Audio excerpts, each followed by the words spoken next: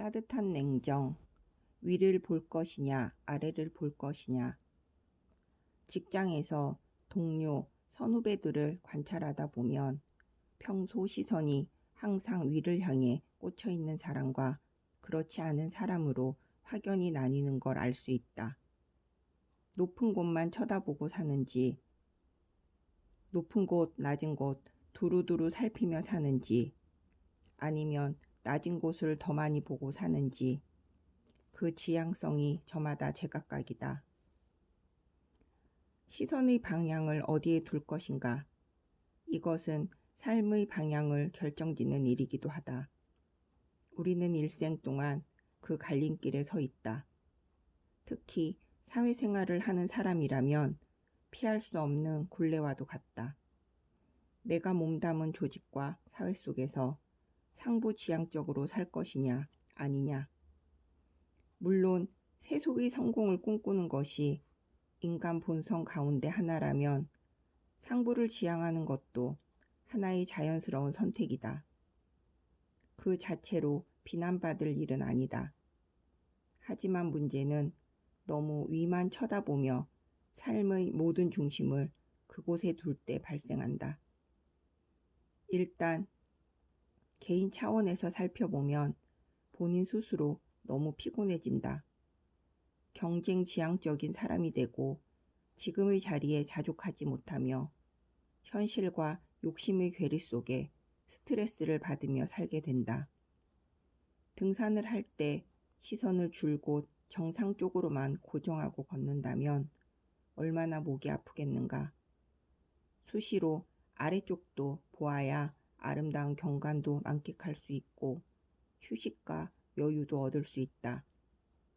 무엇보다 사회 전체적으로 상부지향적인 사람들이 너무 많아지면 아래를 돌볼 사람이 드물어지는 구조적 폐해가 발생한다.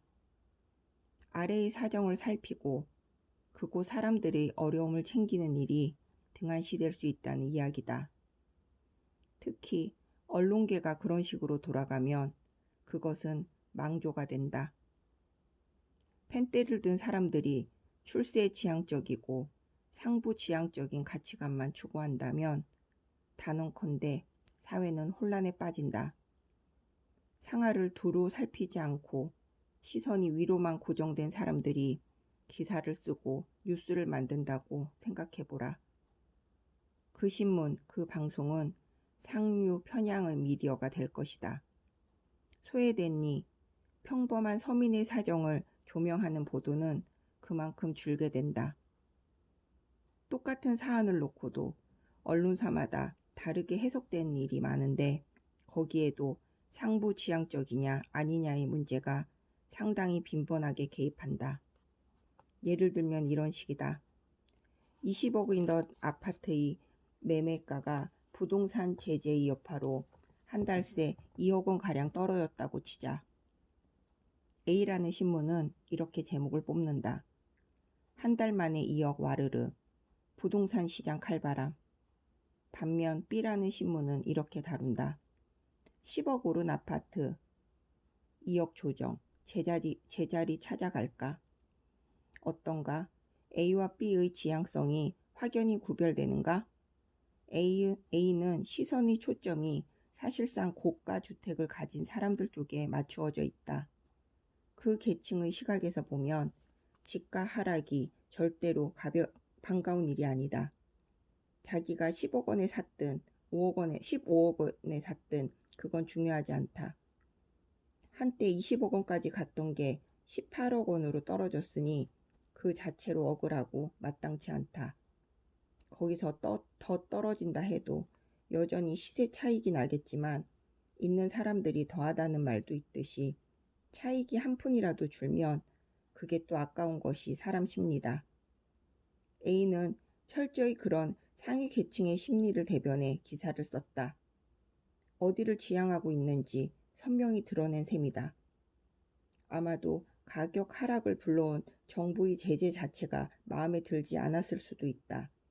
그래서 칼바람이라는 무서운 용어, 당장이라도 부동산 시장이 망할 것 같은 표현을 동원했는지도 모른다.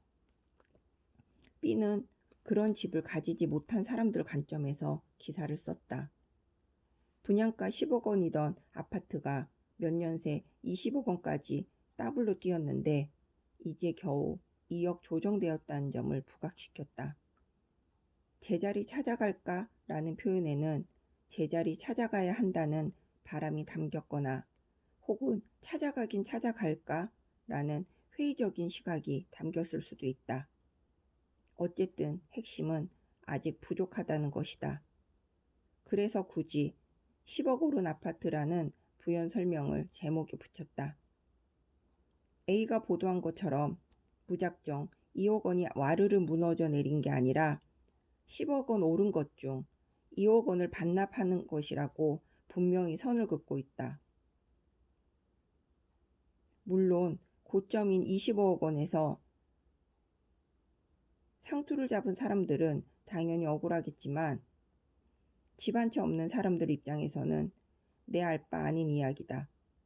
그래서 B의 보도는 철저히 서민층의 시선에 기사 초점이 맞추어져 있다. 강남 아파트 가격이 천정부지로 치솟는 동안 소외감과 자괴감에 빠져 있었을 중하위 계층의 정서와 기본적으로 일치하는 기조다. A 종류의 기사와 B 종류의 기사, 어느 쪽이 세상에 더 많이 쏟아져 나오느냐에 따라 사회 분위기는 달라진다. A 같은 기사가 압도적으로 여론몰이를 할 경우 부동산 제재 정책 같은 건 어떤 식으로든 제동에 걸릴 수밖에 없다. 반면 B 같은 기사가 주류를 이루게 되면 부동산 규제 정책은 가속도를 낼 것이다. 그러하기에 언론의 영향력이 생각보다 크고 강력하다. 특히 주류 언론의 시선, 그 지향점은 한 나라의 명운을 좌지우지할 수도 있다. 대학 선배 가운데 성직자의 길을 선택한 분이 있다. 미카엘 수녀님이다. 언론에 몸담고 있는 내게 언젠가 이런 메시지를 전한 일이 있다. 현 주교회의 의장이신 김희중 대주교님 말씀을 전해드리고 싶네요. 그분이 이렇게 말씀하셨습니다. 아마 속한 언론사에 따라 각자의 한계가 있을 겁니다. 하지만 저는 언론도 어떤 면에서는 성직자라고 생각합니다. 우리 사회에는 좋은 부모나 기회를 만나지 못해 밑바닥에서 참혹하게 눈물을 흘리며 사는 약자가 있습니다. 그들을 위해 무엇을 할 것인가? 언론으로서 철학을 가져보자 말씀입니다. 순도 99.9% 금은 진보나 보수 누구의 손에 있어도 금입니다. 진리도 마찬가지 아닐까요? 대주교님이 강조한 순도 99.9%의 금이란 바로 낮은 곳을 살피는 마음가짐일 것이다. 그것을 갖추었다면 보수 언론이든 진보 언론이든 일단 기본적인 책무를 하고 있다는 이야기다. 나뿐 아니라 모든 언론이 새겨들어야 할 잠언이다. 하지만 현실에서는 그렇지 못한 언론인이 적지 않다. 본분을 망각하고 그저 높은 자리에 가기 위해 자신의 업을 이용한다거나 낮은 자리의 사람들의 이야기는 무시하고 높은 곳에만 귀를 열어두는 경우 말이다.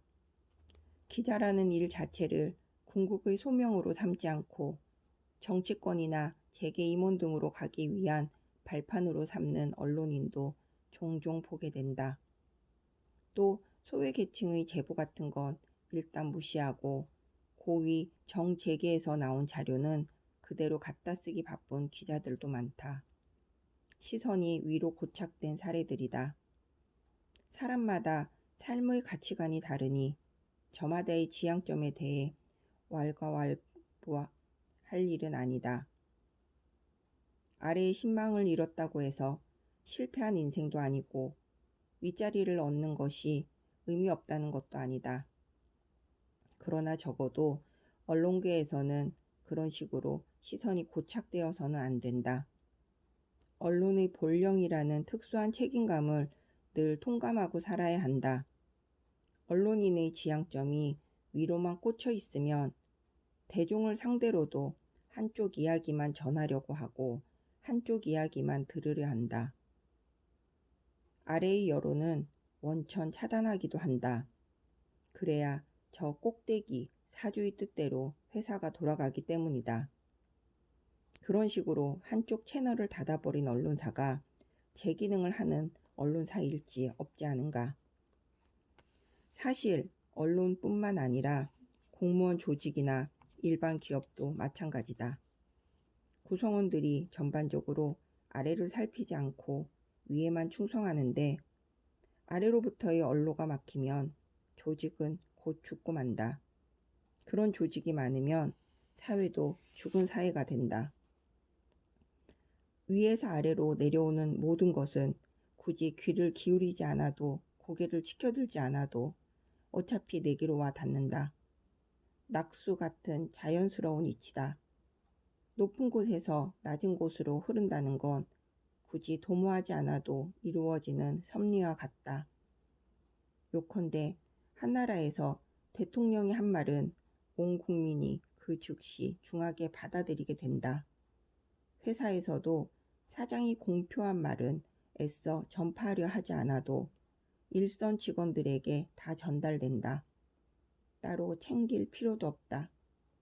하지만 그 반대는 힘들다. 말단 사원의 이야기를 사장에게 전달하기란 하늘의 별 따기 같은 일이다. 누군가 챙겨주고 길을 터주지 않으면 원천적으로 불가능하다. 무릇 아래에서 위로 올라가는 모든 것에는 에너지가 필요하다. 아래에서 쏘아 올리는 힘, 위에서 끌어당기는 힘, 말 한마디를 위쪽으로 전달하는데도 그런 에너지들이 필요하다. 그래서 아래의 사정을 헤아리는 일에는 관심과 노력이 필요하다.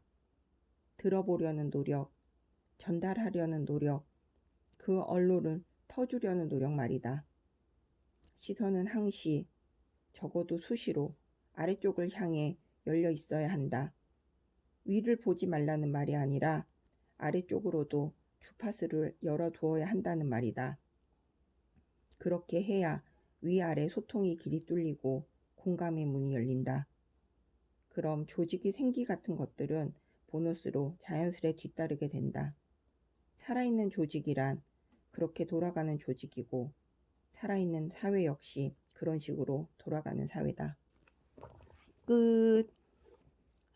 오늘 이야기는 제가 이 책을 읽으면서 이 작가에 대해서 되게 새롭게 생각한, 물론 앞부분에도 그런 이야기들이 많았지만 이런 생각을 하고 있는 사람이 쓴 책이니까 더 좋았다라는 느낌 강하게 받았던 부분이거든요. 선거가 얼마 남지 않았죠. 지금 그래서 A의 시선을 보는지 B의 시선으로 보는지 각 언론사가 어떤 시선으로 보고 어디를 선택하게 하는지에 대해서 잘 생각하고 잘 선택해야 하는 시기인 것 같습니다. 여기까지 들어주시는 분들이 몇 분이신지 모르겠지만 다음 주에 우리 투표하러 꼭 가고요. 그리고 금요일하고 토요일 사전 투표도 하거든요. 사회적 거리두기 하시기 위해서 사전 투표 하시는 것도 괜찮을 것 같아요. 오늘은 진짜 월요일이네요. 오늘 행복하세요.